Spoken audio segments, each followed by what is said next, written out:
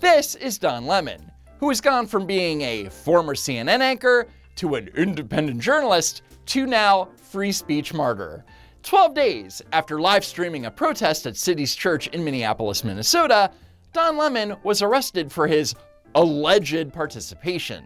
Here is Don Lemon on Jimmy Kimmel Live. The DOJ goes around and tries to find, and correct me if I have any of this wrong, some judges to charge you, and the judges say, no, we're not going to do that. I think it was 2 different judges and an appeals court. I think so. It was 3 altogether. And then they find a grand jury. Right. And do you know, are you familiar with how that happens? Like, how do they find this group of people who are willing to bring charges against you? I don't know. I'm not that, astute with it. Yeah, we know. But at least I don't know the process that well because I'm not an attorney. But, I assume that they figure out who the folks are and they send it to them. Yeah, that's not how grand juries work. A grand jury is made up of 16 to 23 random people, and unlike trial jurors, are not screened ahead of time for bias. So for Don Lemon to say that prosecutors got to pick and choose who they presented the case to is complete bullshit. And then they write up the indictment as to what they are, what they want charged, and then they give it to them. But you can write whatever you want to in an indictment. As I've been doing some research, you can say whatever you want, and for even if you lie about it, prosecutors can pretty much say what they want with impunity, and they don't face any sort of consequences. Oh, so prosecutors not only rigged the grand jury, but they lied to them. Got it. But this was basically the narrative that members of the media ran with, that several judges refused to issue an arrest warrant for Don Lemon, and that the grand jury indictment might not be on the up and up. It's bad enough that magistrate judges turned you down when you tried to file charges against them earlier. It's bad enough that you tried to appeal it and you got turned down again, and you had to go for a 3rd try, and Lord knows what you did to conjure up the charges to justify you arresting this man. A conservative federal judge, somebody who clerked for Antonin Scalia, already had rejected those warrants and wrote that there is no evidence that those 2 engaged in any criminal behavior or conspired to do so. They got a grand jury to indict 2 him. counts. But this is after they had gone to 3 different courts trying to get judges to sign off, and the judges in all 3 previous cases said to the DOJ, get the hell out of my courtroom, you clowns. There is no case here. Okay. So notice that they keep repeating the same 3 different courts talking points. They make it sound like that 3 separate judges looked at the evidence as like, Don Lemon is innocent. In reality, the DOJ was just caught in a procedural loop. But, why let facts get in the way of a good persecuted journalist narrative? Let's just go through the sequence of how this charge came about. DOJ first goes to a magistrate judge who says, I am going to issue the criminal complaint against 3 of the people who went into the church, but not the complaint against Don Lemon. There are missing details in Ellie Honig's explanation. First, the DOJ went to federal magistrate judge Douglas L. Micco with a complaint against 8 defendants. This included Nakima Levy-Armstrong, Chantel Allen, William Kelly, aka Da Woke Farmer, Jamal Lindwell Lundy, Traherne Jean Cruz, journalist Georgia Fort, and Don Lemon. One additional defendant's name was redacted on the complaint. Judge Micco concluded that the complaint supported a finding of probable cause against only 3 of the 8 defendants. According to the government, prosecutors on January 21st offered to submit additional evidence to support the complaint, but Judge Micco indicated that he was unwilling to review additional evidence on an expedited basis and directed the government to instead seek a grand jury indictment. But the problem is that the grand jury wasn't going to be available until January 27th. So while Armstrong, Allen, and Da Woke Farmer were being arrested, the DOJ sought review by the district court, and Judge Patrick J. Schlitz was assigned to the case. According to Margot Cleveland of The Federalist, the district court judge, Judge Schlitz, initially indicated that he would review the matter, but then stated that he would not be able to evaluate the question of probable cause until, at the earliest, January 27th. Judge Schlitz, prosecutors explained, then invited the government to seek relief from the Court of Appeals, which is what the DOJ did.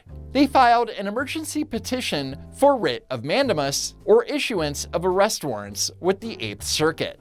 This could have forced the district court, i.e. Judge Patrick J. Schlitz, to review the magistrate judge's determination. However, the Court of Appeals denied the DOJ's emergency petition because the government has failed to establish that it has no other adequate means of obtaining the requested relief. And that other adequate means of obtaining the requested relief was going to the grand jury. The issue is that the DOJ wanted warrants issued to the 5 additional suspects as soon as possible to deter copycats from invading churches and synagogues. Now listen to how CNN's Ellie Honig spins what I just described. Then DOJ says, well, let's appeal that up to the chief district court judge who issues this scathing letter saying, this is not even a thing you're asking me to do. I asked every other district court judge in this district and they said they'd never even heard of it. You're rejected again. But again, Ellie Honig, who is a former assistant U.S. attorney, left out important details. First, District Court of Appeals Circuit Judge L. Stephen Grass wrote in the court's judgment on the matter that the complaint and affidavit clearly establish probable cause for all 5 arrest warrants. Then Judge Schlitz wrote not 1, but 2 response letters to the U.S. Court of Appeals, and you'll basically see what kind of judge we're dealing with. I apologize for responding in the form of an email. As I explained in my prior response, I am working from home today because of the need to care for one of my children. I'm also dealing with a number of emergencies, including a lockdown at the Minneapolis courthouse because of protest activity, the defiance of several court orders by ICE, and the illegal detention of many detainees by ICE, including yesterday a 2-year-old. And I have been given a little over an hour to submit this additional response. What a f***ing crybaby. But wait, there's more. I have not refused to make a decision about whether to issue the warrants. I have told the government that I will make a decision on Tuesday after I meet with my colleagues. But we all know that he was going to refuse because of the fact that he went to great lengths to complain about the government asking him to do his job and review the case. It is important to emphasize what the U.S. Attorney requested is unheard of in our district, or, as best as I can tell, any other district in the 8th Circuit. I have surveyed all of our judges, some of whom have been judges in our district for over 40 years, and no one can remember the government asking a district judge to review a magistrate judge's denial of an arrest warrant. So Schlitz spends several pages arguing that he shouldn't have to look at the case because it's a procedural headache or something. He's essentially saying, I'm too busy and this is beneath me.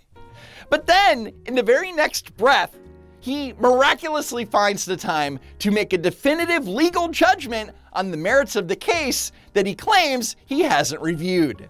The government lumps all 8 protesters together and says things that are true of some of them, but not all of them. 2 of the 5 protesters were not protesters at all. Instead, they were a journalist and his producer. There is no evidence that these 2 engaged in any criminal behavior or conspired to do so. But wait a minute! How would Judge Schlitz know that there was no evidence after claiming that he hadn't reviewed the magistrate's decision? The 5 people whom the government seeks to arrest are accused of entering a church, and the worst behavior alleged about any of them is yelling horrible things at the members of the church. None committed acts of violence. Again, how does the judge know any of that if he didn't review the case? It sounds to me like this judge has TDS and wants to be part of the resistance. And then they get a grand jury to indict today. So it's on the 3rd try they come back with this indictment against Don Lemon. See that framing, right? 3rd try? Honig and Don Lemon's apologists want you to think that the DOJ was judge shopping or something because their case was weak. In reality, the DOJ was trying to get an emergency ruling because they were worried about more protesters storming houses of worship. The DOJ didn't fail twice in the merits.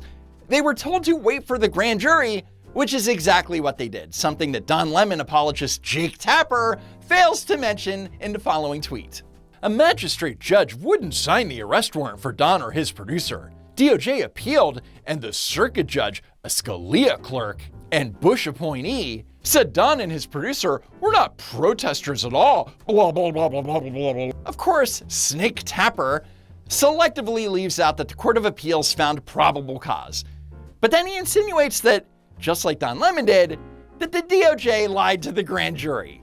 Did DOJ tell the grand jury what the judges had already said? What exactly did they tell them? This is the ultimate poisoning the well tactic. Tapper knows damn well that the grand jury proceedings are secret, which means that he thinks he can just throw out these just asking questions grenades without any fear of being proven wrong. A magistrate judge in an appeals court refused to approve the request, and the chief federal district judge, Patrick Schlitz, wrote that there was no evidence that Mr. Lemon engaged in any criminal behavior or conspired to do so. Conveniently missing from what you just showed, George, is the appellate court and a judge on the appellate court who said just a few days later there was clearly probable cause and it wasn't even a close question. So, and by the way, a grand jury, which is what our system has set up to determine whether probable cause exists, concluded that there was probable cause. And that's the game. The media is focusing on the refusal of a Bush appointee who was too busy babysitting and complaining about ICE to do his job, all while ignoring the circuit court judge who said that the government established the probable cause needed to arrest Don Lemon. Because as it turns out, being a journalist doesn't give you immunity from being charged with a crime. Womp womp. Anyway, that's it for now. Head on to my super cool merch store at don'twalkrun.shop. Be sure you're subscribed to the channel, and as always, thank you so much for tuning in, and I hope to see you next time. If there is next time.